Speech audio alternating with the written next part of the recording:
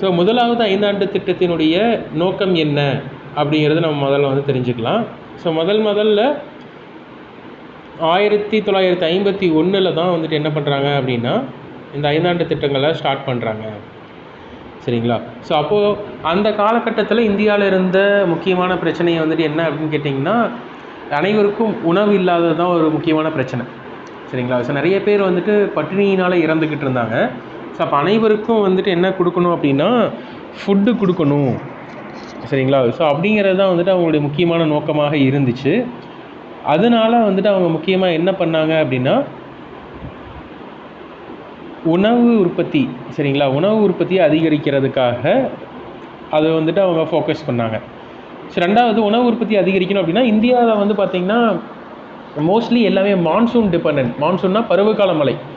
சரிங்களா? ஸோ பருவகால மழையை டிபெண்ட் பண்ணி தான் வந்துட்டு விவசாயம் அப்படிங்கிற இதே இருக்குது. அப்போ வந்து நம்ம என்ன பண்ணணும் அப்படின்னு கேட்டிங்கன்னா தண்ணீரை வந்து ஸ்டோர் பண்ணி வைக்கணும். ஸ்டோர் பண்ண தண்ணீரை வந்துட்டு என்ன பண்ணணும்னா விநியோகம் செய்யணும் எல்லாருக்கும் கிடைக்கிற மாதிரி. சரிங்களா? ஸோ அதுதான் வந்து நீர்ப்பாசனத்தில் கவனம் செலுத்துகிறாங்க. நீர்ப்பாசனம் எப்படி கொடுப்பது, சரிங்களா, அக்ரிகல்ச்சர் கான்சென்ட்ரேட் பண்ணணும் அப்படின்னா இரிகேஷன் ஃபெசிலிட்டிஸ்க்கு முக்கியத்துவம் தரணும். ஸோ அதில் தான் வந்துட்டு இவங்க முக்கியத்துவம் தராங்க. ஸோ ஃபஸ்ட்டு பாயிண்ட் வந்துட்டு என்னதுன்னா கரெக்டு.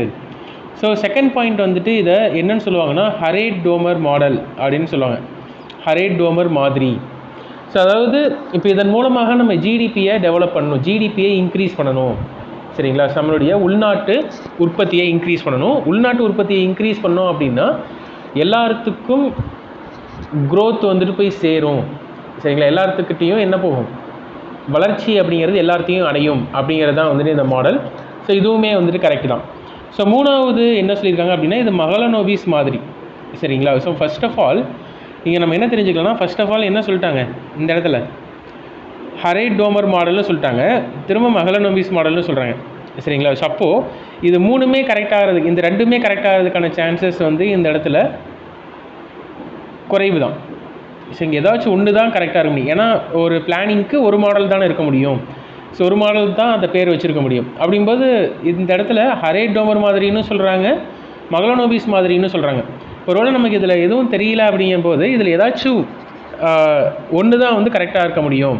இந்த 3 ஸ்டேட் மட்டுமே கரெக்டாகிறதுக்கான சான்சஸ் வந்துட்டு கம்மி தான் அப்படிங்கிறத நம்ம வந்து தெரிஞ்சுக்க முடியுது.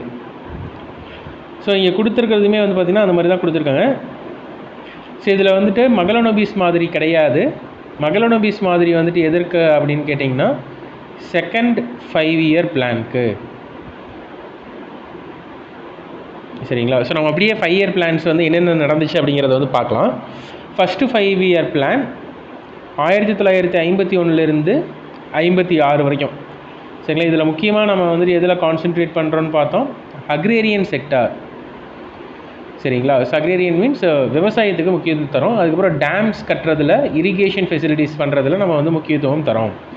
ஸோ அடுத்ததாக செகண்ட் 5 இயர் பிளான் 1956. ஸோ சாப்பாடு ஓரளவுக்கு எல்லாத்துக்கும் கிடைக்க ஆரம்பிச்சிருச்சு. அந்த பிளான் வந்து பார்த்திங்கன்னா என்ன ஆகுதுன்னா ஃபஸ்ட்டு 5 இயர் பிளான்ங்கிறது சக்ஸஸ்ஃபுல் பிளான் தான். உணவு உற்பத்தி ரொம்ப அதிகமாச்சு. அதனால தான் 1956 நம்ம வந்து முக்கியத்துவம் எதுக்கு தரோம் அப்படின்னா இண்டஸ்ட்ரியலைசேஷனுக்கு முக்கியத்துவம் தரோம். சரிங்களா? தொழில் மயமாக்குதலுக்கு முக்கியத்துவம் தரோம். அது இல்லாமல் எல்லா தொழில்களும் மோஸ்ட்லி வந்துட்டு எதை பேஸ் பண்ணி தான் வளர்ச்சி அடையுது அப்படின்னா பப்ளிக் செக்டார். சரிங்களா? பப்ளிக் செக்டார் மீன்ஸ் கவர்மெண்ட்டுடைய செக்டார்ஸாக தான் வந்துட்டு வளர்ச்சி அடையுது. ஸோ செகண்ட் 5 இயர் பிளான் அப்படிங்கிறது வந்து பார்த்திங்கன்னா முற்றிலுமாக இண்டஸ்ட்ரீஸை டெவலப் பண்ணுறோம். அடுத்த தேர்டு 5 இயர் பிளான் 1961 66. இப்போ இந்த இடத்துல நம்ம வந்து முக்கியத்துவம் தரது வந்து பார்த்திங்கன்னா அக்ரிகல்ச்சருக்கு முக்கியத்துவம் தரோம். அதே போல் ப்ரொடக்ஷன் ஆஃப் வீட். ஏன்னா இந்த காலகட்டத்தில் பெரிய அளவில் வந்துட்டு என்ன ஆகும் அப்படின்னு கேட்டிங்கன்னா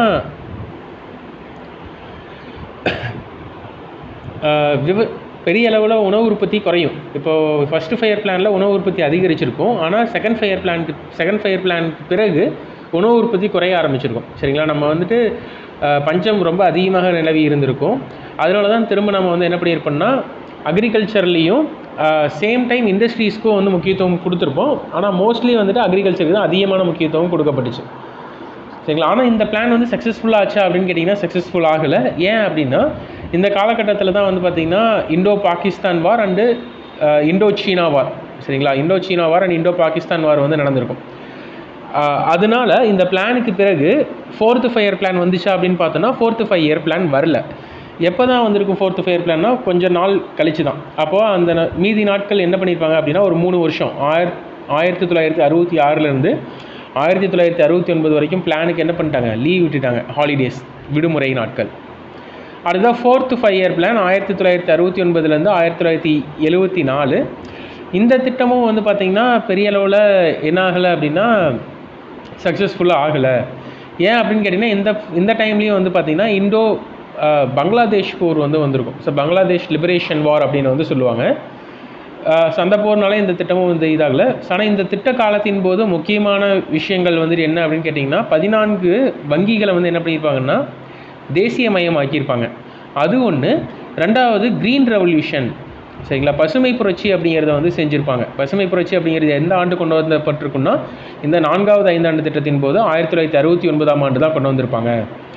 அடுத்தது 5வது ஐந்தாண்டு திட்டம். 5வது ஐந்தாண்டு திட்டத்தினுடைய முக்கியமான நோக்கம் என்ன அப்படின்னா பாவர்ட்டி அலிவியேஷன், சரிங்களா. ஸோ வறுமை ஒழிப்புக்கு தான் வந்துட்டு 5வது ஐந்தாண்டு திட்டத்தில் முக்கியத்துவம் தராங்க.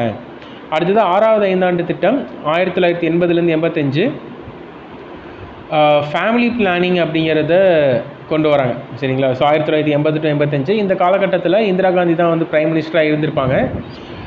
அந்த டைமில் தான் வந்துட்டு ஃபேமிலி பிளானிங்க்கு வந்து முக்கியத்துவம் தராங்க.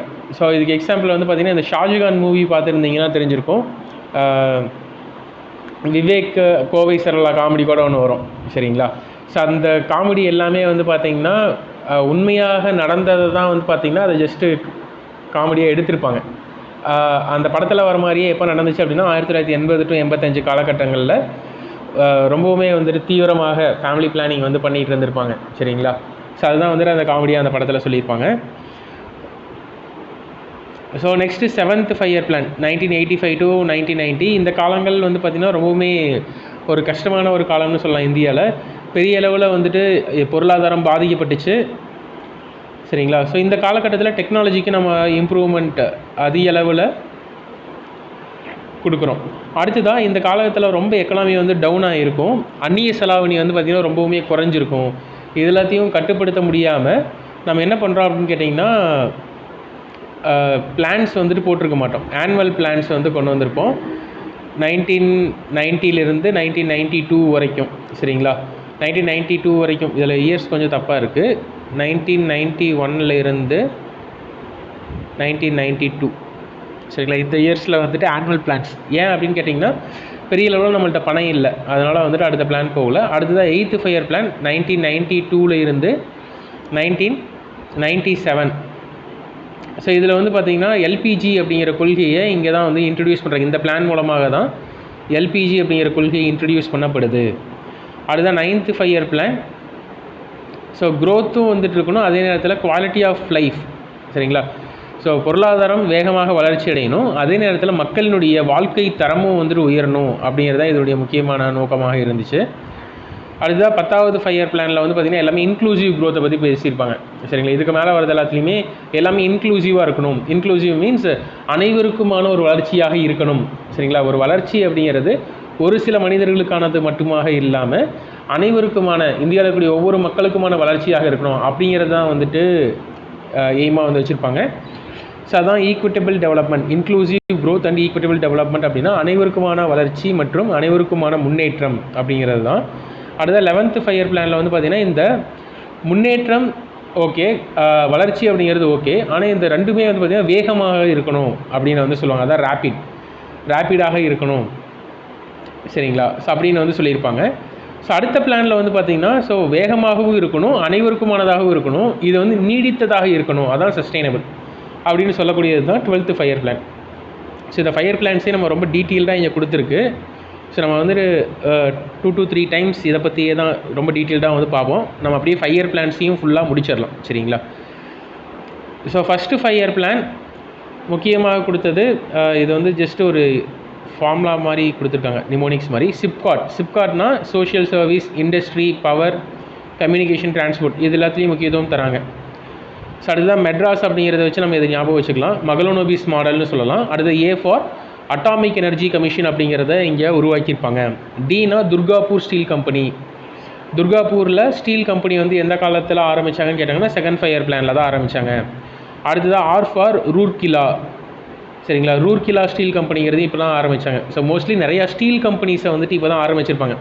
எதுக்காக ஸ்டீல் கம்பெனிஸில் முக்கியத்துவம் கொடுத்துருக்கணும் அப்படின்னா, இப்போ ஒரு இண்டஸ்ட்ரியை வந்து நம்ம இண்டஸ்ட்ரியை நல்லா டெவலப் பண்ணணும் அப்படின்னா அந்த இடத்துல நமக்கு முக்கியமாக தேவைப்படக்கூடியது என்னது? இரும்பு. இரும்பு எல்லா இண்டஸ்ட்ரியிலுமே மோஸ்ட்லி இரும்பு தானே இருக்கும். அப்போ நம்ம இரும்பை வந்துட்டு உற்பத்தி பண்ணணும். இரும்பு உற்பத்தி பண்ணுறதுல நம்ம கான்சன்ட்ரேட் பண்ணோம் அப்படின்னா மற்ற இண்டஸ்ட்ரீஸ் எல்லாமே வேகமாக வளரும் அப்படிங்கிறது தான் வந்துட்டு இந்த மகளனோபிஸ்னுடைய ஐடியா. சரிங்களா. ஸோ அடுத்ததாக அக்ரிகல்ச்சர், அடுத்ததாக social pattern of the socialistic pattern of the society. So அது மட்டும் இல்லாமல் சோஷியலிசம் அப்படிங்கிற ஒரு கருத்தும் இப்போ தான் வந்திருக்கும். அனைவருக்கும் எல்லாம் போய் சேரணும் அப்படிங்கிறத சோஷியலிஸ்டிக் பேட்டர்ன். சமத்துவ முறை அப்படின்னு வந்து சொல்லுவாங்க. ஸோ சமத்துவமாக வந்துட்டு இதை பண்ணுறாங்க. சரிங்களா. இதெல்லாம் செகண்ட் 5 இயர் பிளானுடைய இது. ஸோ தேர்டு 5 இயர் பிளான் வந்து பார்த்திங்கன்னா சேட் அப்படின்னா self reliance. S for self reliance, A for agriculture, D for development of industry. So இதில் அக்ரிகல்ச்சர்லேயும் நம்ம முன்னாடியே சொன்ன மாதிரி தான் தேர்டு 5 இயர் பிளானில் அக்ரிகல்ச்சருக்கு முக்கியத்துவம் தந்திருப்பாங்க, இண்டஸ்ட்ரீஸ்க்கு முக்கியத்துவம் தந்திருப்பாங்க. இது ரெண்டுலேயும் நம்ம என்ன ஆகணும்? செல்ஃப் ரிலையன்ஸ் அடையணும். செல்ஃப் ரிலையன்ஸ் மீன்ஸ் சுயசார்பு அடையணும். வேறு யாரையும் நம்பி இல்லாமல் நாம் சுயசார்பு அடையணும் அப்படிங்கிறது தான் வந்து பார்த்திங்கன்னா இந்த தேர்டு 5 இயர் பிளான். அடுத்ததாக ஃபோர்த்து 5 இயர் பிளான் பற்றி பெருசாக எதுவும் இல்லை, ஏன்னா ஃபோர்த்து 5 இயர் பிளான். அடுத்ததாக ஃபிஃப்த்து 5 இயர் பிளான்னாவே நமக்கு என்ன ஞாபகம் வரணும்? கரிவி ஹத்தாவோ. சரிங்களா. Poverty eradication, self reliance, PSTM அப்படிங்கிறத வச்சு ஞாபகம் வச்சுக்கலாம். P for poverty eradication, S for self reliance, T for 20 points programme. 20 so 20 point programme அப்படிங்கிறது எப்போது ஸ்டார்ட் பண்ணாங்க அப்படின்ட்டு வந்து கொஷின் கேட்கலாம். அதுக்கு வந்து பார்த்திங்கன்னா ஃபிஃப்த்து 5 இயர் பிளான் போல் அப்படி ஃபிஃப்த்து 5 இயர் பிளான் போது தான். அடுத்த மினிமம் நீட்ஸ் ப்ரோக்ராம் எப்போ ஸ்டார்ட் பண்ணாங்கன்னு கேட்கலாம். அது எல்லாமே வந்துட்டு இந்த ஃபிஃப்த்து 5 இயர் பிளான் போது தான். சரிங்களா. அதை நீங்கள் பிஎஸ்டிஎம் அப்படின்னு ஞாபகம் வச்சுக்கலாம். அடுத்ததாக 6th 5 year plan management, agriculture production, local development schemes இதெல்லாமே வந்து கொண்டு வந்திருப்பாங்க. அடுத்ததாக 7th 5 year plan EFGH, employment generation, food grain production. அதாவது அந்த க்ரீன் ரெவல்யூஷன் நம்ம பண்ணியிருப்போம்ல, அந்த க்ரீன் ரெவல்யூஷனுடைய ரிசல்ட் இங்கே தான் தெரியுது. ஃபுட் ப்ரொடக்ஷன் எல்லாமே வந்து பார்த்திங்கன்னா டபுள் ஆகுது. சரிங்களா. அதுக்கு அடுத்து தான் ஜவஹர் ரோஸ்கர் யோஜனா எப்போ இன்ட்ரடியூஸ் பண்ணாங்கன்னு கேட்பாங்க. 1989 இந்த 7th 5 இயர் பிளான் போது தான். சரிங்களா. இது முன்னாடி நிறைய தடவை கொஷினாக கேட்டிருக்காங்க. அடுத்தது 8th 5 இயர் பிளானில் தான் என்ன கொண்டு வராங்க? எல்பிஜி அப்படிங்கிறது கொண்டு வராங்க. சரிங்களா. அடுத்ததான் 9th 5 year plan ESPN, women employment, SC/ST எம்ப்ளாய்மெண்ட்க்கு வந்து முக்கியத்துவம் தராங்க. அடுத்ததாக 7 பேசிக் மினிமம் சர்வீசஸ் வந்து கொண்டு வராங்க. அடுத்ததாக பஞ்சாயத்தை வந்து இப்போ தான் நடைமுறைப்படுத்துகிறாங்க. சரிங்களா. அடுத்ததாக நியூட்ரிஷன் செக்யூரிட்டி, இதுக்கு எல்லாத்துக்கும் முக்கியத்துவம் தராங்க. அடுத்ததாக 11th 5 year plan teachers. So இதில் வந்து பார்த்திங்கன்னா நிறையா கொடுத்துருக்காங்க. ஜஸ்ட் இதை ஒரு தடவை ரீட் பண்ணிக்கோங்க. ஸோ திரும்ப இதே தான் இங்கேயும் வந்து கொடுத்துருக்கோம். ஸோ நான் இந்த PDF அனுப்பும்போது நீங்கள் இன்னொரு தடவை இதை படித்து பார்த்துக்குங்க. சரிங்களா. ஸோ பிளான் 5 ஆண்டு திட்டங்களை பற்றி ஒரு ஓவர்வியூ உங்களுக்கு நல்லா கிடச்சிருக்குன்னு நினைக்கிறேன். 5 ஆண்டு திட்டங்கள்னால் என்ன, அதில் என்னென்ன ஒவ்வொரு திட்டத்துலேயும் என்னென்ன பண்ணியிருக்காங்க. ஸோ இந்த திட்டங்கள் அப்படின்னாவே வந்துட்டு என்ன அப்படின்னா, ஸோ இப்போ நான் ஒரு இலக்கை அடையணும் அப்படின்னா அதுக்கு நான் என்ன பண்ணணும்னா ஸ்டெப் பை ஸ்டெப்பாக வந்து மூவ் ஆகி போகணும். சரிங்களா. ஸோ அப்போ அந்த மாதிரி ஸ்டெப் பை ஸ்டெப்பாக போகிறதுக்கான ஒரு பிளான் தான் இந்த பிளானிங். ஸோ நம்ம பிளானிங் மூலமாக நம்ம வந்து வளர்ச்சி அடையலாம் அப்படின்னு சொன்னவர் யார் அப்படின்னா ஜவஹர்லால் நேரு தான் வந்து சொல்லியிருப்பாங்க. ஸோ ஜவஹர்லால் நேரு யாரை பார்த்து இதை பண்ணாங்க அப்படின்னா, எங்கேருந்து காப்பி அடித்தாங்க அப்படின்னா ரஷ்யாவில். ஸோ ரஷ்யாவில் ஜோசப் ஸ்டாலின் அப்படிங்கிற ஒருத்தர் இருந்திருப்பாங்க. ஸோ அவங்க இந்த பிளானிங் அப்படிங்கிறத ரஷ்யாவில் இம்ப்ளிமெண்ட் பண்ணி அவங்க ஒரு வல்லரசு நாடாக ஒரு 20 to 25 ஆண்டுகளில் வல்லரசு நாடாக மாறுறாங்க. ஸோ அப்போ இதே பிளானிங்கை நம்மளும் வந்துட்டு கொண்டு வந்தோம், நம்மளும் நடைமுறைப்படுத்தணும் அப்படின்னா நம்மளுடைய இலக்குகளை அடைய முடியும், நம்மளும் வந்துட்டு ஒரு வளர்ச்சி அடைந்த நாடாக மாற முடியும். அப்படிங்கிறதுக்காக தான் இந்த பிளானிங் அப்படிங்கிறத கொண்டு வராங்க. மொத்தம் 12 5ஆண்டு திட்டங்கள் நிறைவேற்றப்பட்டிருக்கு. 12வது 5ஆண்டு திட்டம் நடந்துட்டு இருக்கும் போதே 2015 ஜனவரி 1ஆம் தேதி என்ன பண்ணுறாங்கன்னா இந்த பிளானிங் கமிஷன் திட்டக்குழு அப்படிங்கிறத வந்து என்ன பண்ணுறாங்கன்னா டிசால்வ் பண்ணிவிட்டு அதுக்கு பதிலாக நிதி ஆயோக் அப்படிங்கிற ஒரு அமைப்பை கொண்டு வராங்க. சரிங்களா. இதுதான் பிளானிங் மொத்தம் 12 பிளான்ஸ் இருக்குது. ஃபஸ்ட்டு பிளான் அக்ரிகல்ச்சருக்கு முக்கியத்துவம் தருவாங்க. செகண்ட் பிளானில் இண்டஸ்ட்ரீஸ்க்கு, தேர்டு பிளானில் ரெண்டுக்குமே முக்கியத்துவம் தந்து நம்ம சுயசார்பு அடையணும் அப்படின்னு நினைப்பாங்க. ஃபோர்த்து பிளானில் வந்துட்டு ஃபோர்த்து பிளானில் என்ன பார்த்தோம்? The growth with stability. So நம்ம வந்துட்டு வளர்ச்சி அடைஞ்சிட்டோம். அந்த வளர்ச்சி அடைஞ்சதை வந்துட்டு நம்ம என்ன பண்ணணும்னா ஸ்டேபிளாக மெயின்டைன் பண்ணணும் அப்படிங்கிறது. அடுத்த பிளான் வந்து பார்த்திங்கன்னா பாவர்ட்டி எலிவேஷன், கரிவி ஹத்தாவோ. அடுத்ததாக சிக்ஸ்த்து பிளான் வந்து பார்த்திங்கன்னா எக்கனாமியை வந்து லிபரலைஸ் கொஞ்சம் பண்ணுவாங்க. அதே போல் பாவர்ட்டி எராடிகேஷன் அப்படிங்கிறது இந்த டைம்லேயுமே வந்துட்டு இருக்கும். சரிங்களா. அடுத்தது 7th 5 இயர் பிளான் டெக்னாலஜிக்கு முக்கியத்துவம் தருவாங்கன்னு பார்த்தோம். அடுத்தது 8th 5 இயர் பிளானில் தான் வந்து பார்த்திங்கன்னா நம்ம என்ன இன்ட்ரடியூஸ் பண்ணுறோம், எல்பிஜி கொள்கைகள் இன்ட்ரடியூஸ் பண்ணுறோம். 9th பிளானில் சோஷியல் ஜஸ்டிஸ், ஸோ அனைவருக்குமான வளர்ச்சியாக இருக்கணும் அப்படிங்கிறத வந்து பார்த்துருப்போம். அதுதான் 10th 5 இயர் பிளான்லேயும் வந்துட்டு அனைவருக்குமான வளர்ச்சி, நம்மளுடைய பெர் கேபிட்டா இன்கமை வந்து என்ன பண்ணணும், டபுள் ஆக்கணும் அப்படிங்கிறது பார்த்துருப்போம். ஸோ இது நம்ம டெஸ்ட் கொஷின்ஸில் கூட வந்திருக்கும். சரிங்களா. டபுள் பெர் கேபிட்டா இன்கம்ங்கிறது. அடுத்ததாக ரேபிட் அண்ட் மோர் இன்க்ளூசிவ், நம்மளுடைய க்ரோத் வந்து அனைவருக்குமானதாக இருக்கணும், அதே போல் வேகமானதாக இருக்கணும்னு பார்த்துருப்போம்.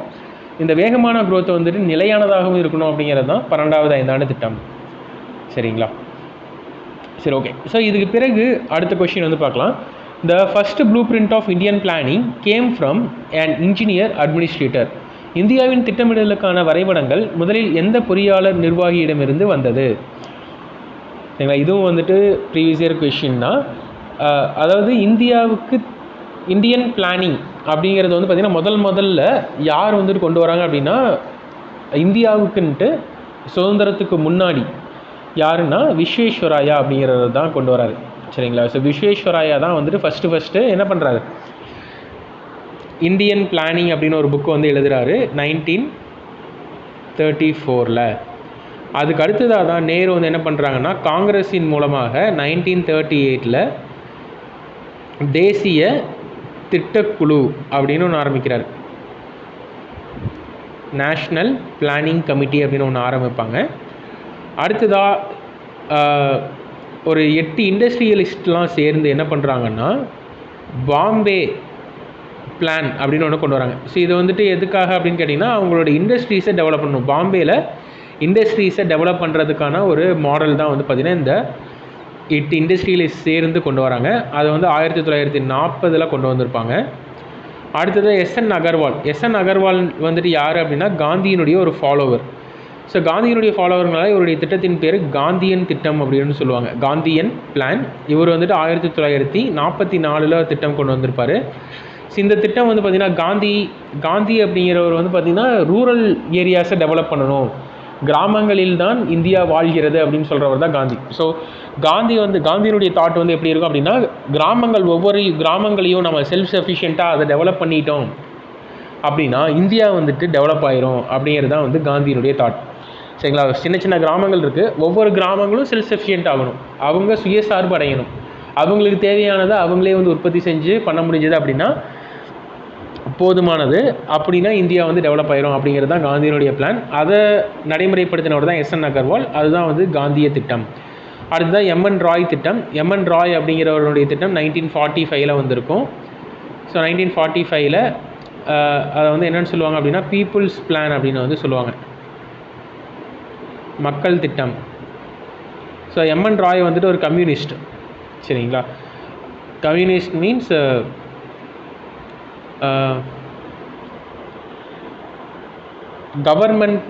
கவர்மெண்ட் தான் வந்துட்டு எல்லாத்தையுமே வந்துட்டு பண்ணணும் அப்படிங்கிறது தான் வந்துட்டு கம்யூனிசம் அப்படின்னு சொல்லலாம். அல்லது கம்யூனிசத்தை பற்றி சொல்லணும் அப்படின்னா எல்லாம் எல்லாருக்குமானது அப்படிங்கிறது தான் கம்யூனிசம். சரிங்களா. யாருக்கும் எதுவும் சொந்தம் இல்லை, எல்லாமே எல்லாருக்குமானது அப்படிங்கிற மாதிரி இருக்கக்கூடியது தான் வந்துட்டு கம்யூனிசம். ஸோ அப்போ அந்த மாதிரியான ஒரு திட்டம் தான் வந்து பார்த்திங்கன்னா இந்த எம்என் ராயினுடைய திட்டம், பீப்புள்ஸ் பிளான் அப்படிங்கிறது. சரிங்களா. ஸோ இதுக்கு பிறகு வந்துட்டு யார் வருவாங்க அப்படின்னா சர்வோதய திட்டம் அப்படின்னு ஒரு திட்டம் இருக்கும் 1950. இதை கொண்டு வந்த ஒரு பேர் வந்து பார்த்திங்கன்னா ஜேபி நாராயண்.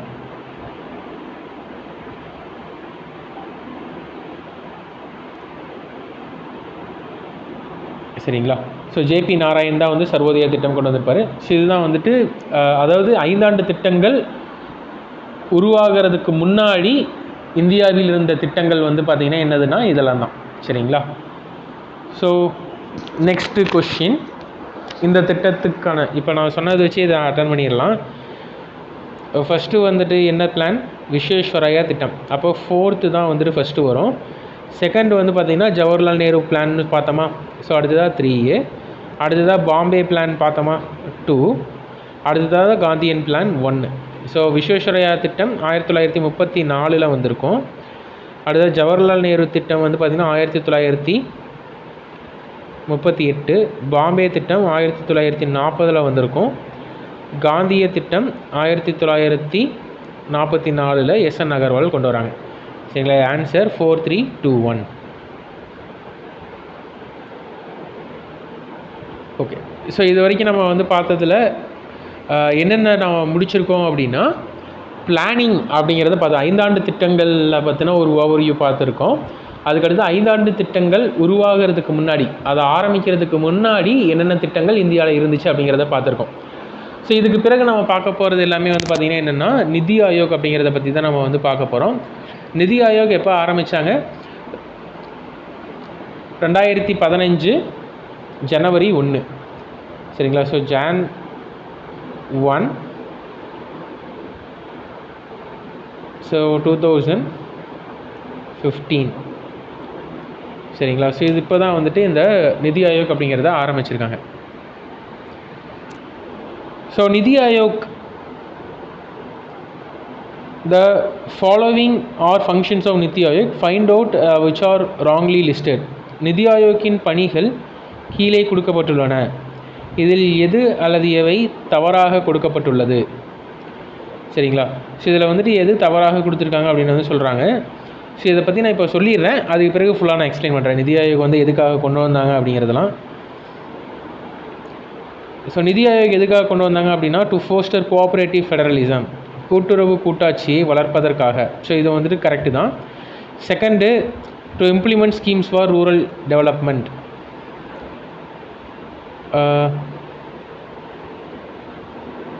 ஊரக வளர்ச்சிக்கான திட்டங்களை அமல்படுத்துவதற்காக. ஸோ அதுவும் கரெக்டு தான்.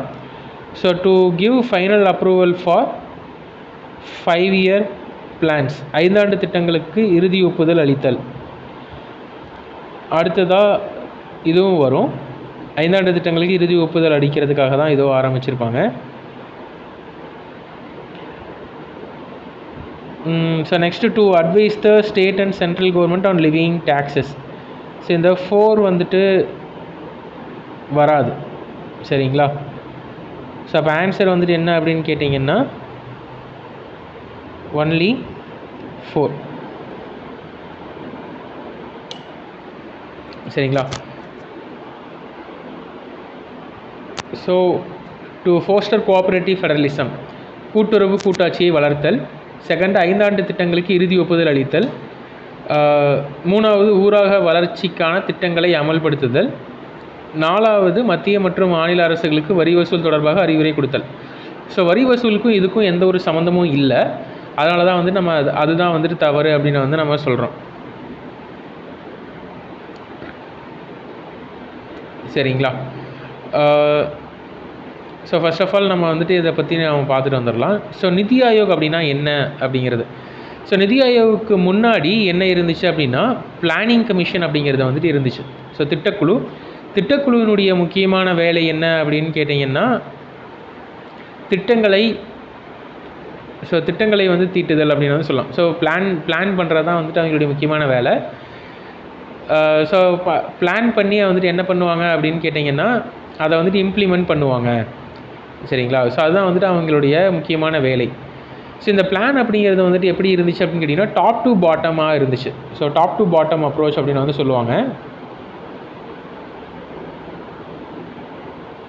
ஸோ டாப் டு பாட்டம் அப்படின்னா, அவங்க மேலே ஒரு பிளான் பண்ணுவாங்க, அதே பிளான் வந்துட்டு எல்லாத்துக்குமான ஒரு பிளானாக அறிவிப்பாங்க. ஸோ அப்போ அதில் வந்துட்டு ஏகப்பட்ட ப்ராப்ளம்ஸ் வந்துட்டு இருந்துச்சு. ஸோ என்னென்ன விதமான ப்ராப்ளம்ஸ் வந்துட்டு இருந்துச்சு அப்படின்னு கேட்டிங்கன்னா, இப்போ எக்ஸாம்பிளுக்கு தமிழ்நாடு இருக்குது அப்படின்னா தமிழ்நாட்டுக்கான தேவை ஒன்றாக இருக்கும். கர்நாடகா இருக்குது அப்படின்னா கர்நாடகாவான தேவை ஒன்றாக இருக்கும். ஸோ அப்போ ஒவ்வொரு ஸ்டேட்ஸ்க்கும் ஒவ்வொரு தேவைகள் இருக்கும்போது இவங்களுடைய திட்டம் ஒரே மாதிரியான திட்டம் அனைவருக்குமானதாக இல்லை. ஸோ அது வந்து பார்த்திங்கன்னா பெரிய அளவில் வந்துட்டு சக்ஸஸ்ஃபுல்லாக போகலை அப்படிங்கிறது தான் வந்துட்டு ரீசன் இந்த நிதி ஆயோக்கை மாற்றுறதுக்கு. ஸோ நிதி ஆயோக் வந்து பார்த்திங்கன்னா டாப் டு பாட்டம் அப்ரோச்னு சொல்லுவாங்க. ஸோ நமக்கு என்ன தேவை அப்படிங்கிறத தெரிஞ்சு அதுக்கான திட்டங்களை போடுவாங்க அப்படிங்கிறது நிதி ஆயோக்குடைய முக்கியமான நோக்கம். ஸோ அதே போல் இவங்க 5 ஆண்டு திட்டங்களை இதுக்கு மேலே ஃபாலோ பண்ண போகிறதில்ல. 5 ஆண்டு திட்டங்களுக்கு பதிலாக இவங்க ஓராண்டு திட்டம், அடுத்ததாக வந்து பார்த்திங்கன்னா 7 ஆண்டு திட்டம், அடுத்ததாக 14 ஆண்டு 21 ஆண்டுகள் திட்டம் அப்படிங்கிற மாதிரி வந்துட்டு இவங்க விஷனரி பிளான்ஸில் தான் வந்துட்டு ஈடுபடுவாங்க. சரிங்களா? ஸோ இப்போ நிதி ஆயோக் அப்படின்னா வந்துட்டு என்ன அப்படின்னா ஒரு அட்வைசரி பாடி. அட்வைசரி பாடினா வந்துட்டு இவங்க வந்து என்ன தான் கொடுப்பாங்கன்னா ஆலோசனை மட்டும்தான் கூற முடியும். அதை வந்து கவர்மெண்ட் ஏற்றுக்கலாம், ஏற்றுக்காமலும் போகலாம். சரிங்களா? இது வந்து நெய்தர் ஏ கான்ஸ்டிடியூஷனல் பாடி நார் ஏ ஸ்டாட்யூட்டரி பாடி. இது அரசியலமைப்பு சார்ந்த அமைப்பும் கிடையாது, சட்டத்தினால் ஏற்படுத்தப்பட்ட அமைப்பும் கிடையாது. ஜஸ்ட்டு வந்துட்டு பார்த்திங்கன்னா எப்படி தான் உருவாக்கியிருப்பாங்க, ஒரு கவர்மெண்ட் வந்துட்டு ரெசல்யூஷன் கொண்டு வந்து ஒரு தீர்மானம் கொண்டு வந்து உருவாக்கப்பட்டதான். இதுக்குன்னு ஒரு சட்டங்கள் கொண்டு வந்திருக்க மாட்டாங்க, அரசியலமைப்புலையும் இது கூறப்படலை. சரிங்களா? இதோடைய தலைவர் யார் அப்படின்னா பிரைம் மினிஸ்டர். இதோடைய சேர்மன் யாருன்னா பிரைம் மினிஸ்டர். இதில் யாரெல்லாம் உறுப்பினராக இருப்பாங்க அப்படின்னா ஒவ்வொரு ஸ்டேட்னுடைய சீஃப் மினிஸ்டர் இருப்பாங்க. அடுத்ததாக லியூட்டனன்ட் கவர்னர்ஸ் வந்துட்டு இருப்பாங்க.